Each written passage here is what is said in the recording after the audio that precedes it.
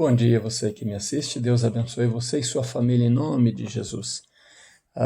Vamos ler no Evangelho de João, capítulo 6, ainda firmados na doutrina dos apóstolos. Vamos ler este versículo, capítulo 6, versículo 14. João, capítulo 6, versículo 14, diz assim: Vendo os homens o milagre que Jesus fizera, disseram: Este é verdadeiramente o profeta que devia vir ao mundo. Então, nós estamos falando, sobre a doutrina dos apóstolos e em que devemos nos firmar, que João, o evangelista, está nos ensinando, o apóstolo está nos ensinando, para firmar a nossa fé, para colocar uma fundação sólida à nossa fé. E o título da mensagem de hoje é O Profeta que Devia Vir ao Mundo. Foi a afirmação daqueles 5.000 homens com as mulheres e suas crianças que estavam ali diante de Jesus. Mas deixa eu falar um pouco antes disso aí, uma situação que se passou igual, que ontem nós falamos do exame do corpo e da alma, e isso faz parte da meditação de hoje também. No passado, escrito em Números 11, o versículo 16, nós temos um exemplo de um povo que também viu milagres que nenhuma outra geração viu. Esse povo estava diante de Moisés, esse povo viu o Mar Vermelho se abrir, esse povo viu outros milagres acontecer ali, rocha dando água, e vendo que os seus sapatos não acabavam, que suas vestes não acabavam, que Deus era com eles, viram a glória de Deus. E de repente, esse povo então começa a murmurar, pedindo carne, estava querendo carne. E eles chegam a desejar voltar para o Egito, porque lá eles comiam peixes do Nilo de graça, comiam pepinos, Começou a desejar as comidas do Egito, mesmo sendo escravos. E eles desejaram voltar à escravidão e começaram a chorar. Moisés, então, entende esse peso muito grande, porque só homens eram 600.000, não contando mulheres e crianças.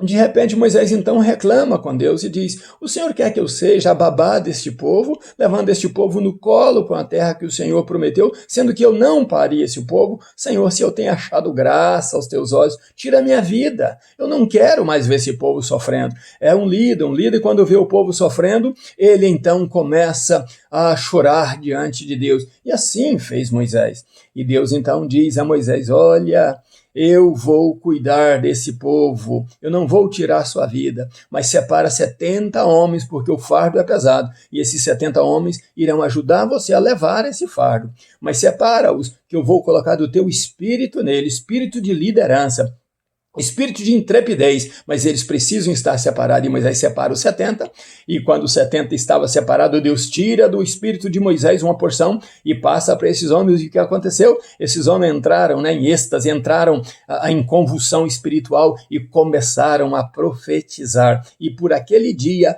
profetizou então ali nas tendas, em volta ali do povo de Israel, e isso foi maravilhoso aos olhos de todos. E então, santificando a Deus, Deus diz a Moisés: eu não só darei carne a eles por um dia, mas darei por 30 dias, 30 vezes mais o que eles pediram. E Moisés diz: nem que matasse todos os rebanhos de ovelhas e gados, nem que saísse todos os peixes do mar, conseguiríamos abastecer este povo por 30 dias. E Deus diz: porventura, Moisés, os meus braços encurtaram, ou as minhas mãos deixaram de ter poder, Moisés? Você verá o que eu estou te falando, porque eu zelo para cumprir a minha palavra.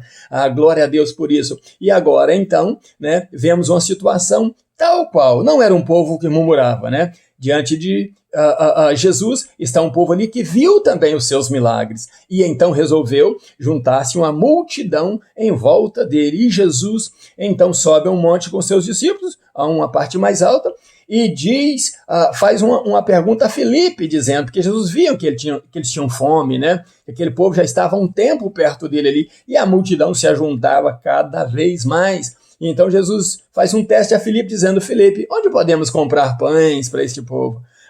Felipe faz quase que a mesma resposta que Moisés e diz: Senhor, precisava de 200 salários de diárias de um homem para satisfazer esse povo, dando um pedacinho para eles. E também nem tem padarias por aí, né? Não tem fábrica de pães por aí para sustentar esse povo, porque ninguém está preparado para isso. Aí Jesus fazendo esse teste, né? É também testado porque André, né, irmão de Simão Pedro, diz o seguinte: Senhor, tem aqui um garoto aqui com 5 pães e 2 peixinhos. Né? Era um teste que também André estava fazendo a Jesus, e Jesus disse: manda o povo assentar e traga esses 5 pães e os 2 peixinhos. E a Bíblia diz que Jesus orou e deu graça, e disse aí repartir para o povo, servir ao povo, né? E o povo comendo com abundância, o povo comendo com alegria, e a Bíblia diz que eram 5.000 homens, fora mulheres e crianças. E o que aconteceu? Então sobraram, e sobraram muito, e Jesus disse: ajunte o que sobraram, para que nada se perca. E de repente se ajuntaram 12 cestos de pães. E eu imagino a cara daquele rapazinho ali, que tinha esses 5 pães e esses 2 peixinhos, e resolveu doar a Jesus, para que Jesus fizesse um grande milagre. Talvez ele não esperava um milagre, né, deste tamanho, mas Jesus o fez na presença de todos. E é por isso que os homens, vendo mais este milagre, né, aqueles 5.000 homens ali com suas esposas e filhos, disseram: verdadeiramente este é o profeta que devia vir ao mundo. Meu querido e minha querida, eu não sei qual é a sua situação, mas eu sei que Deus está me usando para levar uma palavra dele até você. Deus está me usando para encorajar você a acreditar nele. Não importa o que você tem, ou não importa se você não tem nada. Deus vai usar alguém, talvez, que tenha, ou Deus vai fazer um milagre tremendo na sua vida que você não vai entender, mas Deus irá abençoar você, desde que você, sem murmuração, se joga aos pés de Jesus, desde que você, sem murmuração, confie no Senhor Jesus, desde que você, sem murmurar, sem querer voltar à escravidão do Egito, a voltar ao pecado, você passe a confiar no Senhor, e quando o Senhor mandar você sentar-se na relva que você sente, para que Ele te alimente, para que Ele cuide de você nos seus braços, Deus quer abençoar você. Então, o que João o apóstolo está nos ensinando: dependa de Deus, né? Se joga aos pés de Jesus, confia em Deus. Ele não encurtou os seus braços, a sua mão não está mais fraca, ele não perdeu o seu poder, ele quer cuidar de você. Mas às vezes nós duvidamos disso, nós tumultuamos os nossos corações, nós deixamos que a nossa alma se enferme, e com isso vem enfermar também o nosso corpo, nos debilitamos, como estava aquele povo no deserto, debilitado por querer comer carne, porque no Egito comia carne. O maná do mundo, a comida do mundo não presta para você.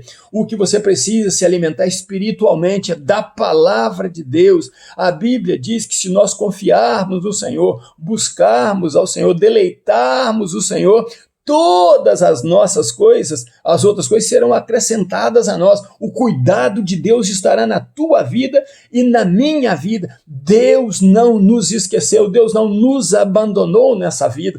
Precisamos tão somente nos jogar aos pés de Jesus. É isso que você precisa, é isso que eu preciso, estar aos pés do Mestre, aos pés do Senhor Jesus, e os seus cuidados certamente serão para conosco.